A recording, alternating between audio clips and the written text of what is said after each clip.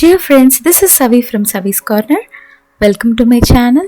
இன்னைக்கு நம்ம Savi's Cornerல vegetable pulao எப்படி பண்ணுறதுன்னு பார்க்கலாம். இந்த கலர்ஃபுல்லான டிஷ்ஷை நான் இன்னைக்கு குக்கரில் செய்ய போகிறேன். ஸோ ப்ரெஷர் குக்கரில் ஃபர்ஸ்ட் 2 டேபிள் ஸ்பூன் நெய் சேர்த்துக்கோங்க. இதோட 2 டேபிள் ஸ்பூன் குக்கிங் ஆயிலும் சேர்த்துக்கோங்க. இது சூடான உடனே நம்ம தாளிக்கிறதுக்கு சேர்த்துடலாம். ஸோ நான் இதுக்காக 2 ஏலக்காய், 2 சின்ன துண்டு பட்டை, 3 கிராம்பு, ஒரு அன்னாசிப்பூ, 2 பிரியாணி இலை சேர்த்துக்கிறேன். இதோட ஒரு 8 முந்திரி பருப்பும் சேர்த்துக்கலாம். இது லேசாக வதங்கட்டும்.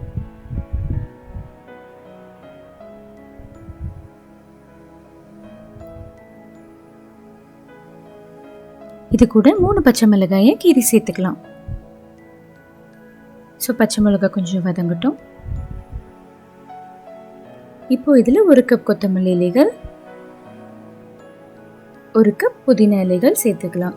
இது நம்ம ஸ்டார்டிங்லேயே சேர்க்கறனால இதோட ஃப்ளேவர் வந்து புலாவில் நல்லா இறங்கும். இது கொஞ்சம் வதங்கட்டும்.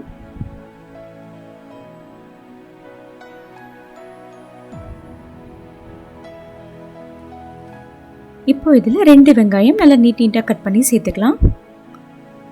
வெங்காயம் கொஞ்சம் நல்லா வதங்கட்டும்.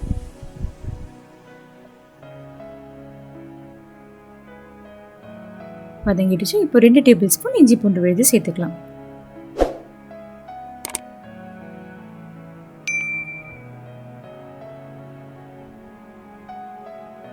அந்த பச்சை வாசம் போகிற வரைக்கும் கொஞ்சம் நல்லா வதக்கிக்கோங்க. இப்போ காய்கறி சேர்த்துக்கலாம்.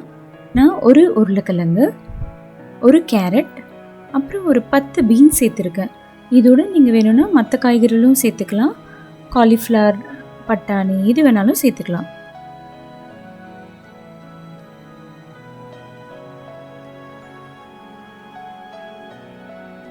இதை கொஞ்சம் நல்லா வதக்கிக்கலாம்.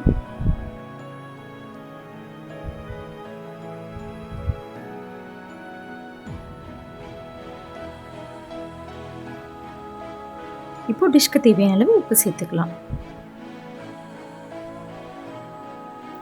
இப்போ நம்ம புலாவ் செய்ய ரொம்ப முக்கியமான தேங்காய் பால் சேர்த்துக்கலாம்.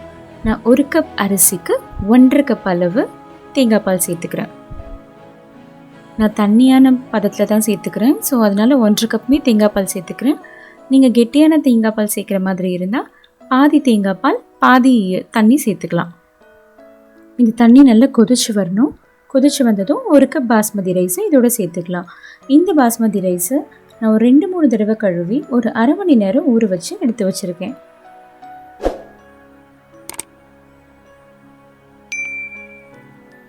கடைசியாக கொஞ்சம் கொத்தமல்லி இலைகள், கொஞ்சம் புதினா இலைகள் அந்த ஃப்ளேவருக்காக சேர்த்துட்டு நம்ம குக்கரை க்ளோஸ் பண்ணிடலாம்.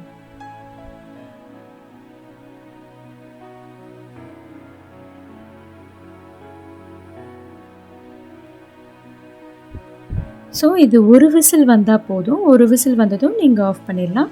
இப்போ நான் ஆஃப் பண்ணி அந்த விசில் அடங்கினதுக்கப்புறம் ஓப்பன் பண்ணி பார்க்குறேன். பாருங்கள், அரிசியெல்லாம் எவ்வளோ உதிரி உதிரியாக ரொம்ப சூப்பராக வந்திருக்கு.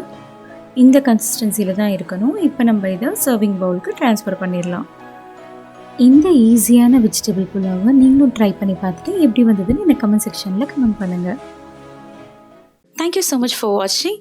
என்னோடய வீடியோ உங்களுக்கு பிடிச்சிச்சுன்னா கண்டிப்பாக லைக் பண்ணுங்கள், ஷேர் பண்ணுங்கள். அண்ட் என்னோடய சேனலுக்கு மறக்காமல் சப்ஸ்கிரைப் பண்ணுங்கள்.